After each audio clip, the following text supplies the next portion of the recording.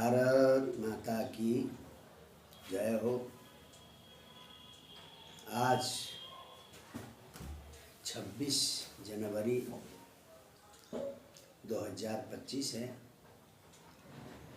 और यह दिवस हम लोगों के लिए एक संविधान दिवस है, गणतंत्र दिवस है। देखिए, हम स्वतंत्र तो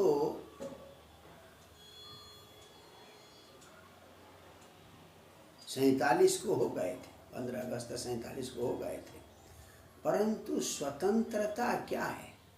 स्वतंत्र, हम अपने ही अधीन में रहें और किसी के अधीन में न रहें। तो अपने अधीन में रहने के लिए भी कुछ नियम, कुछ व्यवस्था बनानी पड़ती है। तो वही नियम और व्यवस्था बनाने के लिए संविधान सभा का निर्माण हुआ था। उस संविधान सभा के ड्राफ्टिंग कमेटी के अध्यक्ष थे आपके बाबूजी, जिनको अंबेडकर कहते हैं, भीमराव अंबेडकर। तो ये संविधान से हम बंधे हुए हैं, यानी स्वतंत्र होने पर भी हमें कुछ नियमों में, कुछ बातों में बंधना होता है कि जो सबके लिए है। तो इसलिए ये जो संविधान दिवस है, गणतंत्र दिवस है, आप सब जो भी हमारे इस श्रीमद् भागवत से अमृत की बूंदें चैनल का जो भी आप लोग देख रहे हैं, उन सबको बहुत बहुत बधाई देता हूँ, बहुत बहुत मंगल कामना करता हूँ। आप सबके हृदय में भारत माता के प्रति अपार श्रद्धा, अपार भक्ति बढ़े और अपने सामर्थ्य के अनुसार इस भारत माता की आप सेवा कर सकें। देखिए, गणतंत्र का अर्थ है गणानाम तंत्र। हमारे यहाँ दो प्रकार से भारत में शासन होता है, एक केंद्रीय शासन और एक प्रांतीय शासन। तो शक्तियों का विभाजन है, कुछ काम केंद्रीय शासन की ओर से होते हैं, जैसे रेलवे है, हवाई जहाज है, विदेश से संबंध है, ये सब विषय केंद्रीय शासन के अंदर है। और अन्य जो है कानून आदि का मसला, वो राज्य शासन से है। तो ये दो प्रकार के सरकार से शासित हमारा भारत देश है। तो अनेकों राज्यों का गण होने के कारण इसको गणराज्य कहते हैं भारत को। यहाँ भाषा की विविधता है, खान पान की विविधता है, और स्ट्रक्चर भी, कहीं ऊंचे ऊंचे पहाड़ हैं तो कहीं समुद्र का किनारा है, कहीं पर मैदान है, कहीं पर पठार है। तो विविधता तो है हमारे यहाँ, भाषा भी अलग, रहन सहन भी अलग, खान पान भी अलग, परंतु किसी न किसी सूत्र से हम लोग आपस में बंधे हुए हैं, और वो सूत्र है भारत माता के प्रति अपार श्रद्धा, भारत माता के प्रति अपार निष्ठा। और इसी निष्ठा के कारण स्वतंत्रता संग्राम में हमारे उन पूर्व पुरुषों ने अपने प्राणों की आहुति दे दी। कितनों की मांगें उजड़ गई, कितनों के भाई चले गए, कितनों के माता पिता अनाथ हो गए। तो आज सबसे पहले हम लोगों को उन शहीदों को, उन वीर गति प्राप्त हुए योद्धाओं को सादर प्रणाम करें, सादर नमन करें। और उनके उस बलिदान का ही फल है कि आज हम लोग गणतंत्र में जी रहे हैं और अपनी सरकार हम स्वयं चुनते हैं, अपनी मर्जी से अपनी मर्जी का सरकार चुनते हैं। तो ये सौभाग्य हमें मिला है।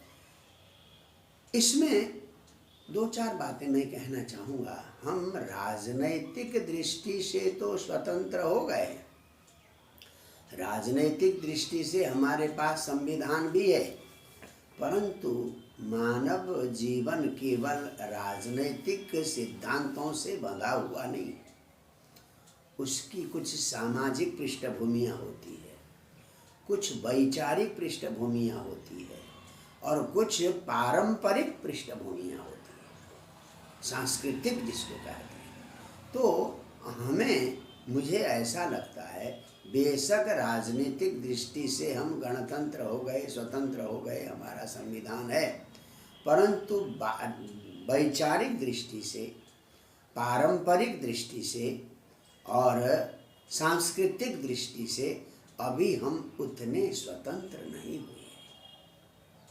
तो इसलिए हमें अपनी उस प्राचीन धरोहर को, हमारे उन प्राचीन ऋषि मुनियों की उदात्त भावनाओं को, आज देखिए ना, कोई ऐसा धर्म नहीं, कोई ऐसा देश नहीं जो ये कहता हो कि समस्त पृथ्वी ही हमारा परिवार है, वसुधैव कुटुम्बकम्, सर्वे भवन्तु सुखिनः सर्वे सन्तु निरामया, सारे सुखी हों, सारे निरोग हों, सबको मंगल दर्शन का अवसर मिले। हाँ, ऐसी भावना मेरे ख्याल में इस सनातन धर्म के उन पुरोधाओं ने जो दिया है, उन ऋषियों ने जो ये विचार दिए हैं, ऐसे विचार किसी धर्म में नहीं है। तो इसलिए हम जो विशेष करके युवा वर्ग हमारे उस उदात्त विचारधारा को, हमारी उस उदात्त संस्कृति को, जो समस्त जीव मात्र को अपना मानती है। आप तो भागवत के विद्यार्थी हैं, भागवत पढ़ते हैं, सुनते हैं, हमसे जुड़े हुए हैं।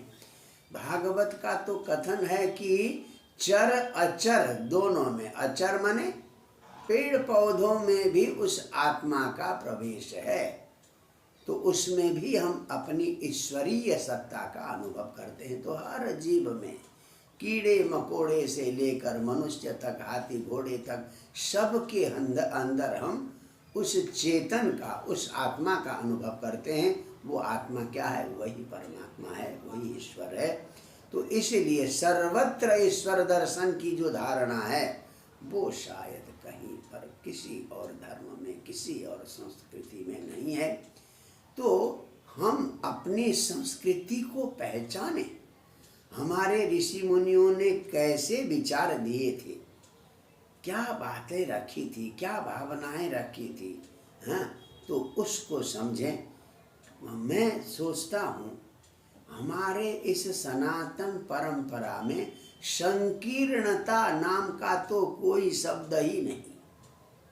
आप जानते हैं 6 दर्शन, उनमें ईश्वर की अलग अलग परिभाषा दी हुई है। सांख्य दर्शन कुछ कहता है, योग दर्शन कुछ कहता है, वेदांत दर्शन कुछ कहता है, मीमांसा दर्शन का कुछ अलग है, तर्क का अलग है, हाँ, वैशेषिक दर्शन का अलग है। ऊपर से एक चार्वाक है, वो ये कहते हैं भाई क्या मरने के बाद किसने देखा क्या होता, क्या हो नहीं होता, ऋण करो, आराम से घी पियो, अब जब शरीर भस्म हो जाएगा तो किसने देखा है कि पुनर्जन्म होगा। ऐसे चार्वाकों को भी एक दर्शन के रूप में स्वीकृति दी है। इतना उदार, इतनी संकीर्णता से रहित इतना उदार विचार कहाँ मिल सकता है। पर हमने इस उदारता को भुला दिया। हम तो न जाने किधर पश्चिमी सभ्यता की ओर देख रहे हैं, उधर आकर्षित हो रहे हैं, चकाचौंध की तरफ आकर्षित हो रहे हैं। जबकि आज का संपन्न व्यक्ति, आज का अच्छा पढ़ा लिखा व्यक्ति अंतर मन से बेचैन है। उसे आज गीता की आवश्यकता है, उसे आज उपनिषद की आवश्यकता है। तो इसलिए हम राजनीतिक दृष्टि से तो स्वतंत्र हुए ही हैं, हमारा राजनीतिक संविधान तो बन ही गया है, पर हम अपने धार्मिक संविधान को, हम अपने सांस्कृतिक संविधान को, हम अपने पारंपरिक संविधान को भी जाने, पढ़ें। अगर उसमें कहीं कोई संदेह हो तो विद्वानों से चर्चा से उस संदेह को दूर करें, क्योंकि ये पक्की बात है, इतनी उदात्त धारणा इतना उदात्त विचार शायद अन्यत्र कहीं नहीं है। तो उस धर्म की, उस परंपरा की, उस संस्कृति की अगर कहीं उपेक्षा होती है तो ये बड़ा दुखद है। तो हमें आज जैसे स्वतंत्रता संग्राम में बड़े बड़े शिक्षाविद, बड़े बड़े युवा, बड़े बड़े उत्साही लोग आगे आए और उसके लिए अपना जीवन तक न्यौछावर किया, आज भी हमें अपनी सांस्कृतिक विरासत की रक्षा के लिए, अपनी संस्कृति को पहचानने के लिए, अपनी परंपरा को पहचानने के लिए वही उत्साह, वही उमंग, वही त्याग और वही आदर्श हमें लेकर चलना होगा। इसी भावना के साथ पुनः आप सबको इस गणतंत्र दिवस की बहुत बहुत शुभकामना। जय जय श्री राधे। भारत माता की जय हो। भारत माता की जय हो। जय हिंद।